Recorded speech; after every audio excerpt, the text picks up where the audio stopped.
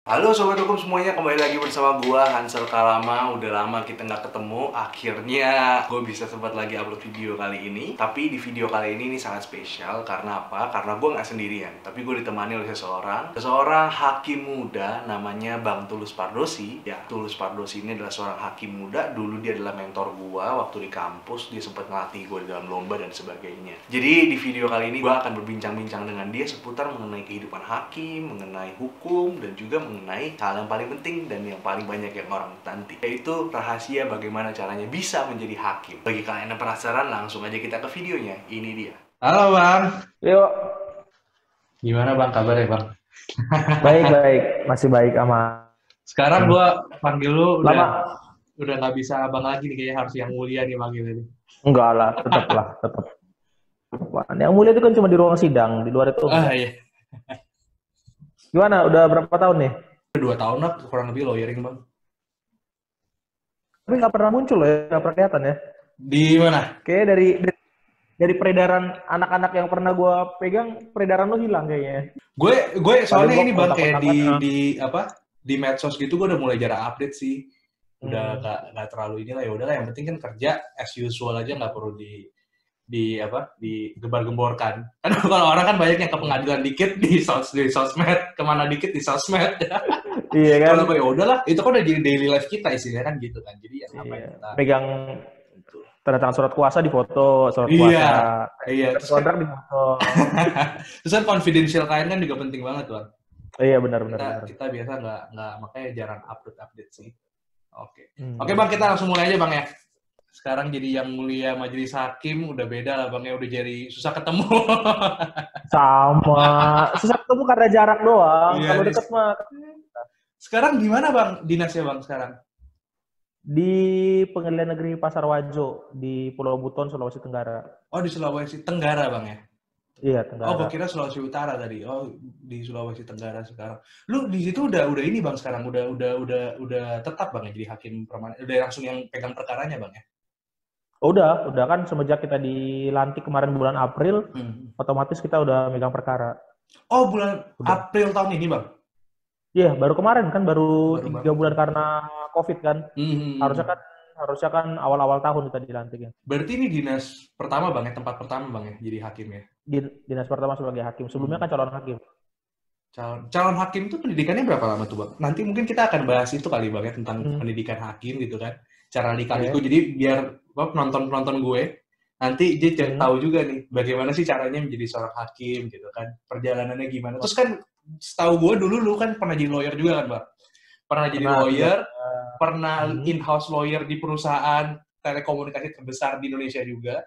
Salah satu terbesar Bukan lah. ini bukan in-house, legal corporate mereka. Oh, legal corporate ya waktu itu ya, legal corporate Ya, yang telekomunikasi itu. Habis itu iya. pernah hampir jadi dosen Bang ya.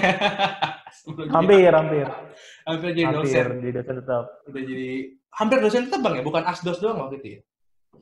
Hampir dapat dosen tetap, cuma karena ternyata duluan cakimnya dapat, makanya Hmm. akhirnya cakimnya. Hmm.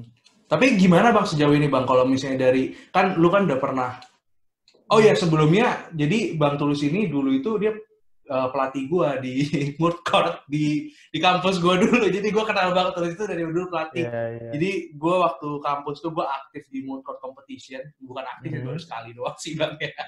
Dan gua Tapi kan langsung PH terbaik kan. aduh, kan berkat didikan Abang. Jadi waktu itu kita kebetulan belum pernah ikut lomba sama sekali. Alsa waktu itu ya, lombanya Alsa. Iya. Kampus gue kebetulan belum pernah ikut lomba sama sekali. Sekalinya ikut waktu itu dipegang Abang Tulus sama ada 2 pelatih lainnya. Itu kita langsung juara. Juara 3 lah habis tidaknya lah. Lumayan, dari belum pernah juara langsung dapat juara 3.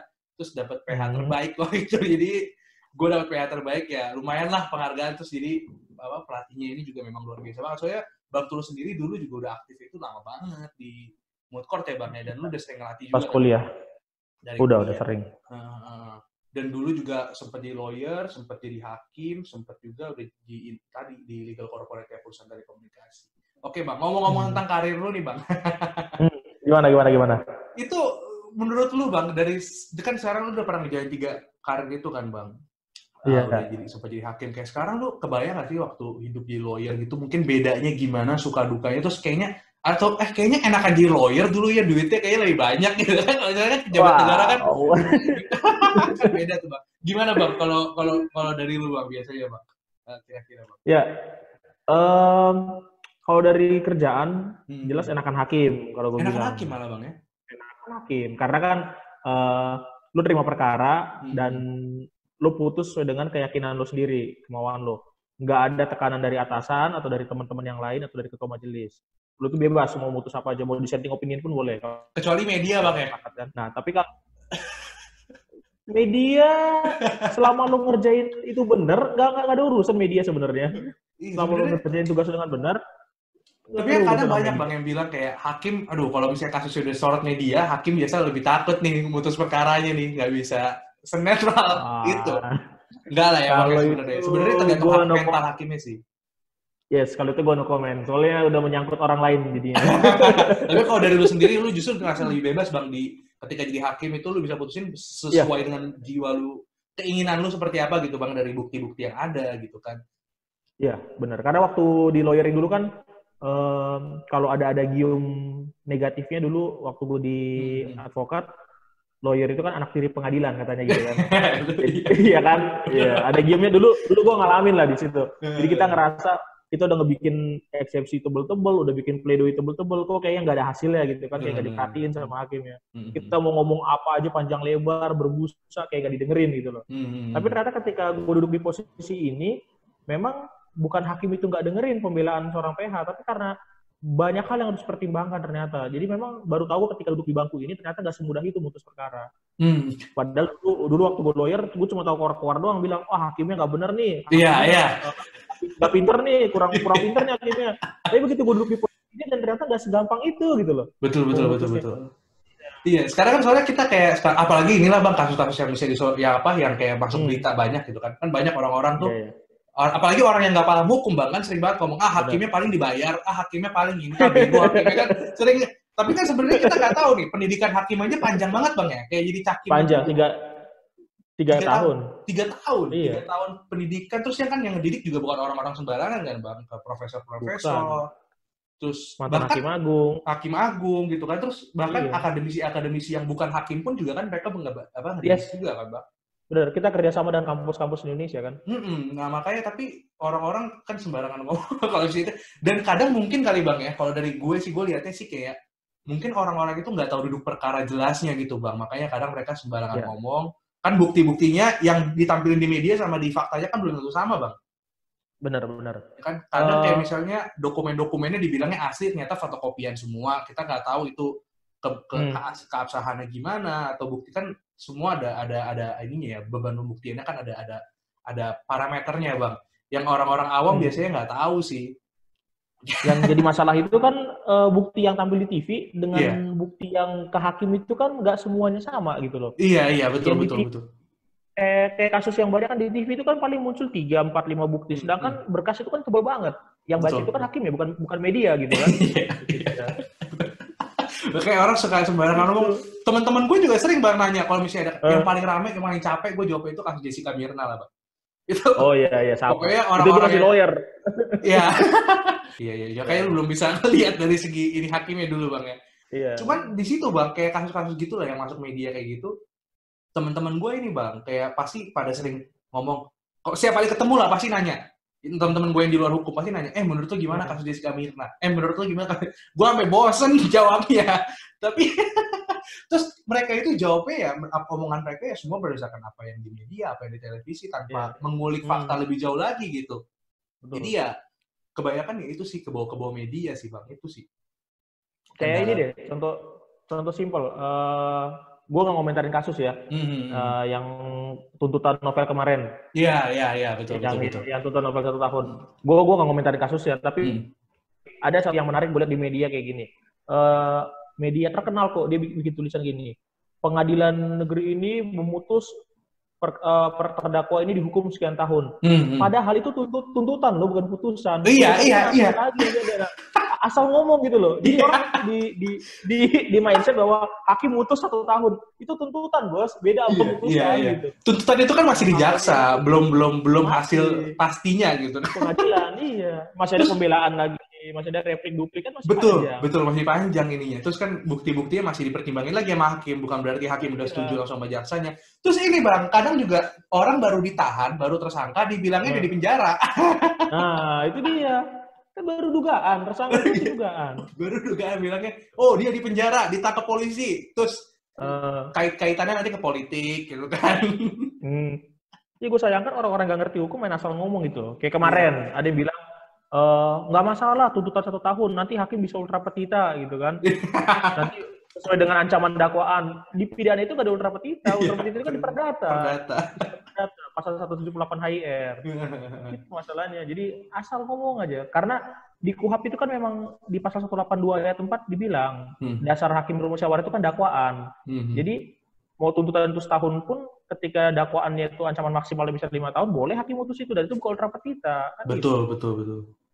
Iya jadi sih. banyak lah media orang nggak ngerti main asal ngomong aja gitu loh. Iya. Makanya sebetulnya kayak apa ya, forum-forum yang tentang hukum, seminar-seminar kayak gitu sebenarnya penting banget Bang. Edukasi gitu Bang ya. Benar. Dan itu makanya salah satu alasannya Bang Tulus. Bukan provokasi. Iya, bukan provokasi Bang, jangan. Iya, asal edukasi ya, bukan provokasi.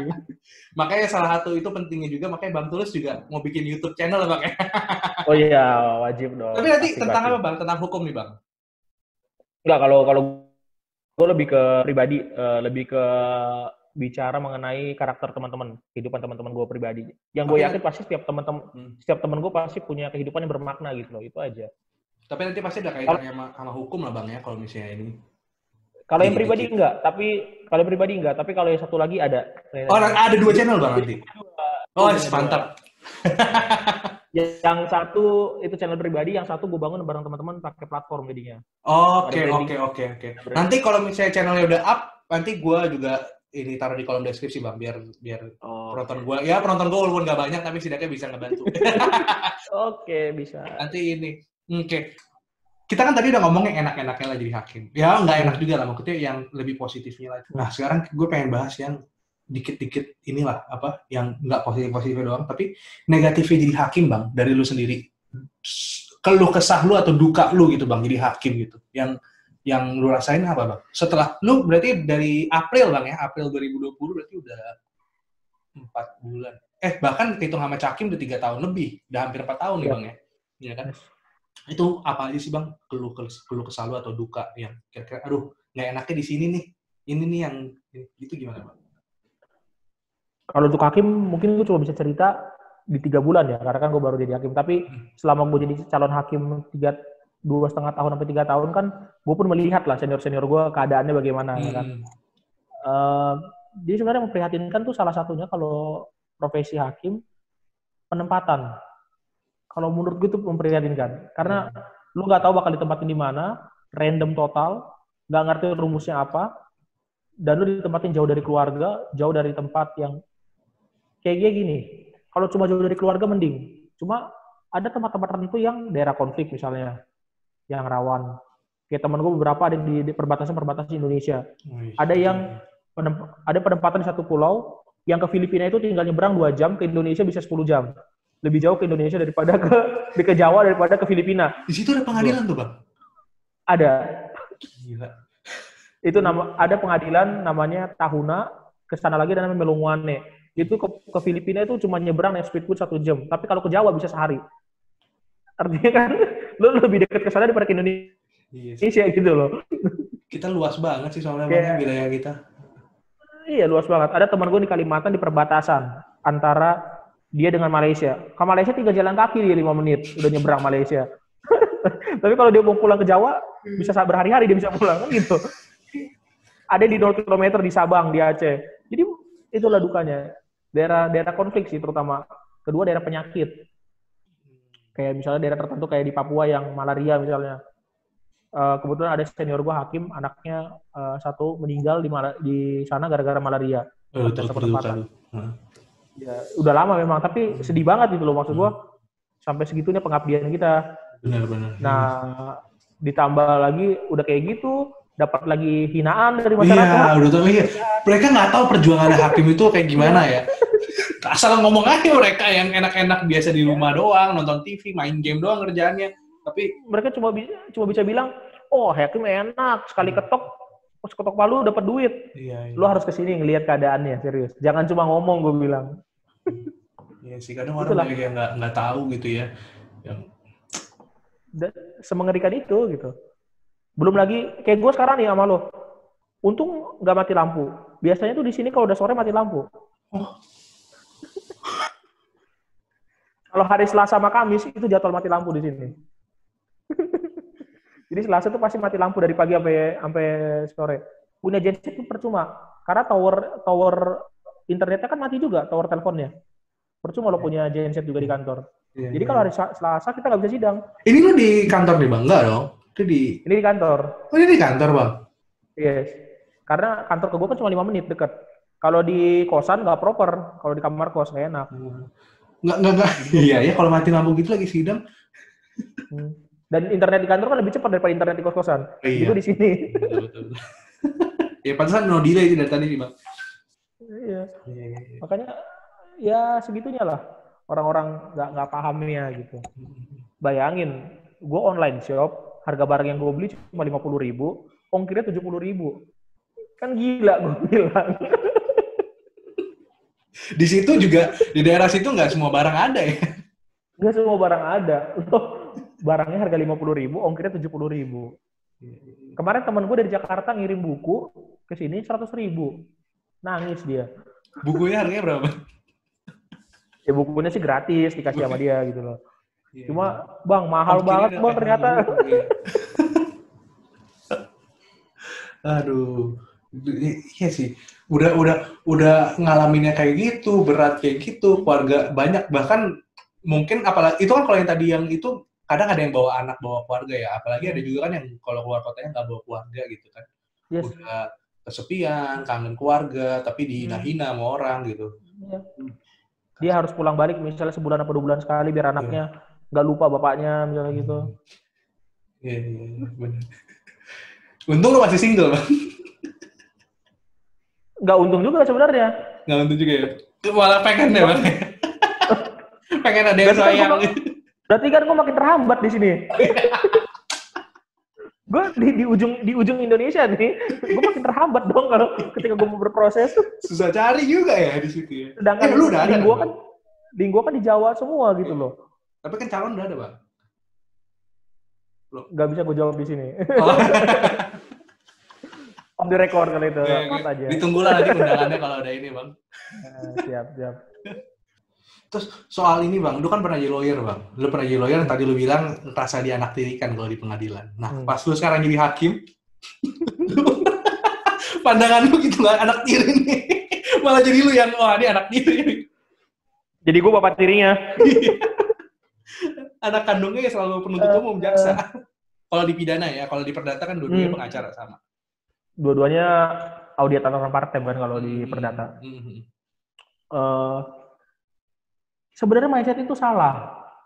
Ternyata salah mindset itu. Ketika gue duduk di tengah, dan gue ketemu dengan PU, ketemu dengan PH, ternyata nggak ada yang dienaktirikan dan nggak ada yang cemaskan. Ada kalanya jaksa pun gue tegur kok. Ini gimana sih tuntutannya nggak benar segala macam. Atau misalnya, jangan tanya itu udah menekan atau apa. Ada kalanya kita press juga. Ada kalanya memang, makanya kadang ini yang jadi masalah adalah penasihat hukum nggak fokus dengan pembuktiannya. Jadi itu yang membuat kita akhirnya nggak bisa mengabulkan pledoinya. Jadi oke lah, pledoi dia tebel, barang buktinya banyak, tapi nggak fokus ke unsur perkara yang diminta gitu loh. Kemana-mana ternyata. Dan ternyata itu yang gue lakuin dulu.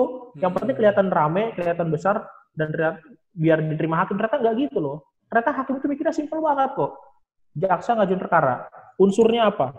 Masuk ke unsurnya. Udah. Pledoi masuk, PH masuk. Unsurnya masuk nggak bisa dibantah. Ya sudah, setipis itu gitu loh. Nggak seribut yang kita bayangin sampai tebal-tebal segala macam. Enggak, karena kita bermain di unsur sekarang ternyata. Nah, yang mungkin agak sulitnya adalah ketika, bukan sulit sih, gue bersyukur ketika dulu gue pernah di lawyering, gue bersyukurnya di PH karena gue punya mindset yang berbeda gitu loh. Mindset gue nggak hanya terdakwa bersalah. Mindset gue nggak hanya ngelihat orang masuk udah pasti salah, enggak. Gue punya mindset dia nggak salah. Apa nih di belakang itu kenapa nih dia ngelakuin itu gitu jadi, kan atau? Jadi gue masih bisa punya prinsip presumption of innocence-nya muncul gitu loh. Karena gue udah biasa di posisi itu. Karena kan kalau kita baca pasal 8 Undang-Undang Kekuasaan Kehakiman kan yang sering gue kasih tuh kalau bikin duplik dulu, setiap orang yang ditangkap, ditahan, dan diperiksa di pengadilan wajib dianggap tidak bersalah sampai ada putusan pengadilan yang berkekuatan hukum tetap. Bahkan gue putus pun belum tentu dia salah. Tunggu BHT dulu kan, tunggu tetap dulu. Nah akhirnya itu yang jadi muncul ke mindset gue sekarang. Makanya beberapa kali sidang, ketika ada sibuk orang meriksa, gue kan sibuk buka BAP lagi, gue lihat apa ya, ada yang aneh nggak ya? Oh nggak ada, oh baru bener dia salah atau enggak. Bersyukur sih gue akan jadi punya feel itu gitu. Mungkin teman-teman yang nggak pernah di posisi itu, di posisi kiri bawah itu mungkin nggak akan ngerasa feel itu. Tapi karena gue pernah di situ, gue tahu rasanya. Ya semoga lah masih bisa adil. Kan yang dicari kan sebenarnya kan demi keadilan, bukan demi kebenaran. Seingat gue dulu lu pernah ngomong bang, gue takut jadi hakim. Kan lu pernah ngomong bang dulu, gue inget banget tuh dulu lu bilang, bang lu kok waktu lu masih lawyer bang, kok lu lebih milih jadi lawyer bang? Ini lu nggak kepikiran jadi hakim bang? Kan lu sebenarnya pengen jadi hakim dulu, cuma takut. Terus lu bilang nggak lah, gue kayaknya belum bisa aja kalau jadi hakim. Gue takutnya masih masih belum ngerasa sesuci itu lah. Karena kan hakim kan banyak yang bilang kan perwakilan tangan Tuhan bang ya. Ya kan dia memutus perkara. Wakil Tuhan. Ya semacam wakil Tuhan lah bang. Maksudnya dia bisa berwenang memutus perkara gitu-gitu kan. Yang berwenang di pengadilan. Terus mutusin orang itu dipidana berapa tahun gitu kan. Kalau di Indonesia itu kan betul-betul. Terus menakutkan. Tapi akhirnya kenapa sih bang lu? Gue jadi hakim gitu. Ya udah gue akhirnya gue hakim dibuka, gue coba gue masuk jadi hakim gitu. Lo tau nggak? Gue itu daftar hakim itu Hamin 2 hari sebelum pendaftarannya tutup. Karena emang gue nggak mau daftar. Karena emang gue nggak mau. Iya, gue nggak mau. Gue nggak mau ini bukan gara-gara mungkin takut itu alasan kesekian. Cuma salah satu alasan gue adalah karena tahun 2014 gue tuh pernah kecewa dengan penerimaan CPNS. Gue daftar di suatu instansi, kemudian gue nggak lolos di tahap terakhir, dari 18 orang ke 8 orang, tinggal 1:2 kan. Tapi gue nggak tahu kenapa nggak lolos, dan gue nggak tahu pengumuman resminya di mana. Gue nggak tahu siapa aja yang lolos.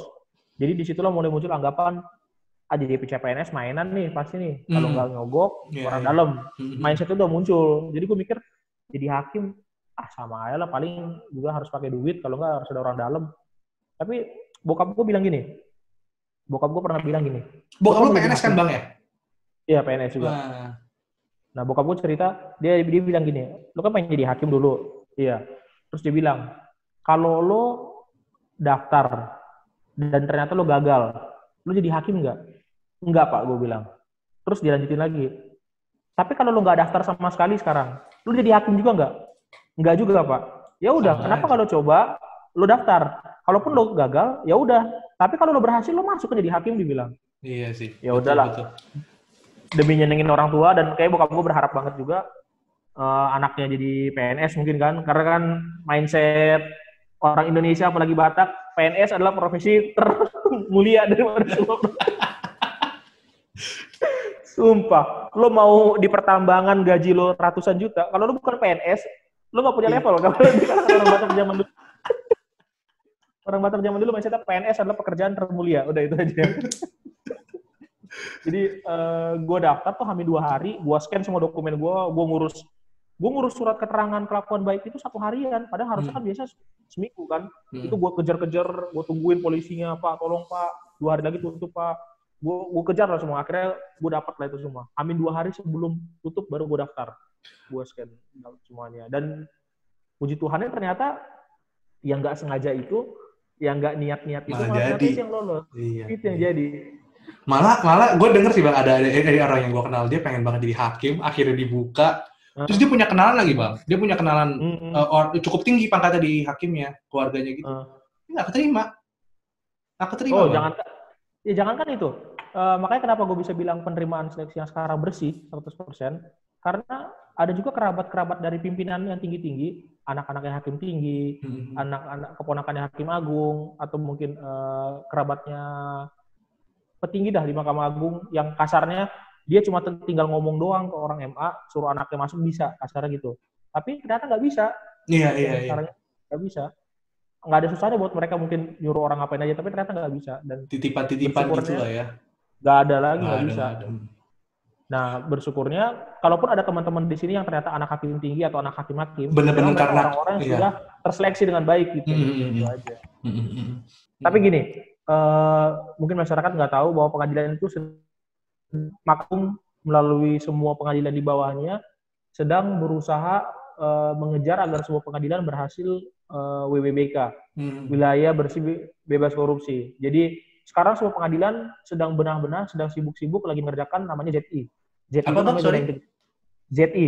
ZI. Zona integritas. Oke, zona integritas. Itu tahapan pertama. Jadi zona integritas itu semua kayak area PTSP dibersihkan, area hakim, pengadilan, bahkan bertemu pihak aja nggak boleh, bahkan ruang-ruang pintu kita sudah mulai disekat, udah ditutup. Nah iya, itu lebih susah sih sekarang, Bang. Ya, udah nggak boleh lagi bertemu segala macam. Dengan sistem online, pendaftaran online, e-court dan segala macam. Mahkamah Agung lagi berusaha untuk meredius itu, untuk mengurangi semua, bahkan menghilangkan. Makanya zona integritas. Setelah dapat penghargaan zona integritas, dinaikkanlah ke reformasi birokrasi, ke RB. Kita reformasi soal birokrasinya. Kemudian kalau udah dapat 2 penghargaan ini, nanti pengadilan itu ada lagi persyaratan yang harus dipenuhi lagi untuk naik ke WBM, wilayah bersih bebas melayani. Oke. Jadi kita melayani dengan bersih. Bahkan sampai hakim pun ketemu mahasiswa untuk konsultasi itu nggak boleh lagi di ruangannya. Ada ruangan tunggu di khusus di bawah. Bahkan untuk ketemu mahasiswa pun nggak boleh. Area-area tertentu harus pakai name tag segala macam. Nah setelah WBBM, barulah kita ke WBBK. Wilayah bersih bebas korupsi. Nah, target Mahkamah Agung nanti semua pengadilan di bawahnya akan menuju WBBK. Ada pengadilan-pengadilan tertentu di Jogja itu udah ZI. Tinggal mereka persiapan menuju WBBM dan WBK-nya. Ada pengadilan-pengadilan yang memang yang kelas 2 kayak pengadilan gua nih lagi berusaha ke ZI-nya dulu nih. Lagi berusaha ke ZI-nya. Jadi blueprint Mahkamah Agung itu kemarin Ketua Mahkamah Agung yang lama Prof. Hatta Ali, yang mulia Prof. Hatta Ali itu menerapkan blueprint sampai bukan Prof. Hatta Ali, dari mulai zamannya Prof. Bagirmanan. Prof. Bagirmanan diteruskan sama yang mulia Prof. Hatta Ali sampai sekarang ada blueprint pengadilan, blueprint Mahkamah Agung. Visinya adalah terwujudnya Badan Peradilan yang Agung di tahun 2035. Jadi target kita tahun 2035 semua pengadilan harus bersih, nggak ada yang boleh main-main lagi. Syukur-syukur sebelum 2035 bisa terpenuhi, tapi target kita 2035. Iya, itu target terlamanya lah Bang ya istilahnya ya. Kalau bisa sih lebih cepat. Oke. Ya, berarti kita udah bahas nih Bang tentang upaya lembaga yudikatif ya dari Mahkamah Agung dengan jajarannya itu untuk memberantas hal-hal tadi, korupsi dengan tadi ada zona integritas sampai ada apa yang wilayah bebas korupsi itu dan sebagainya itu kan ya kan blueprintnya sebesar itu.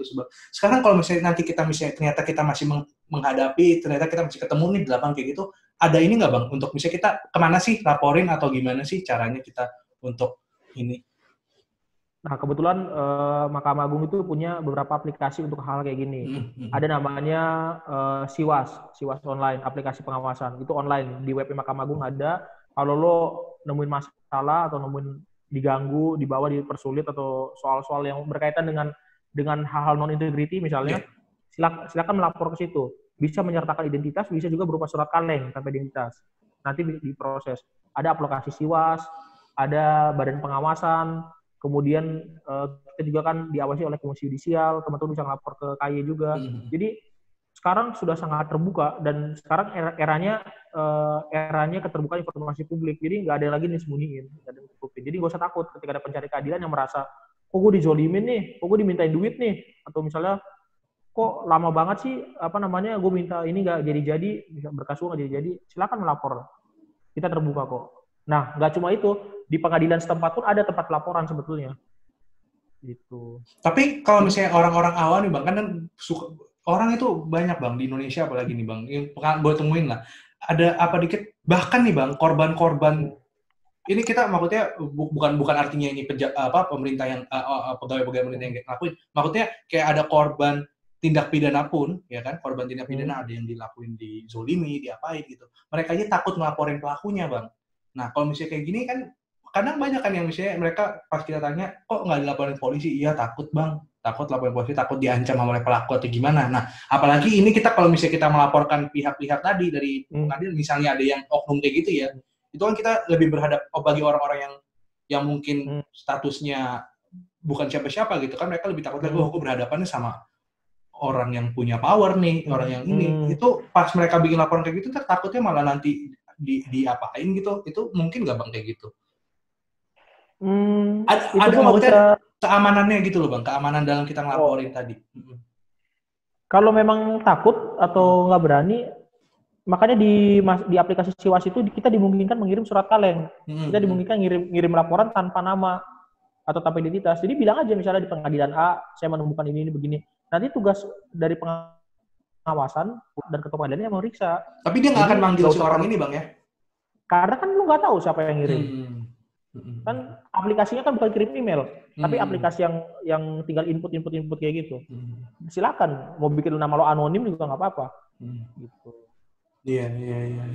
Tapi kalau bisa ya jangan main-main juga. Iya, nanti malah banyak yang spam. Karena benci sama si ini. Jangan main-main juga. Iya. Tapi kan tetap validitasnya nanti kan diperiksa juga Bang, yang maksudnya ini. Diperiksa. Iya kan, kalau misalnya ternyata nggak valid ya juga. Nggak ditindaklanjutin. Betul. Oke, seru banget sih Bang. Tadi kita dong ini tentang hakim. Ternyata hakim kalau bagi abang lebih seru dari lawyering Bang ya, malah Bang ya. Jadi kalau ada rekrutmen gue jadi pengen coba nih Bang. Nggak, gue tetap di lawyering aja.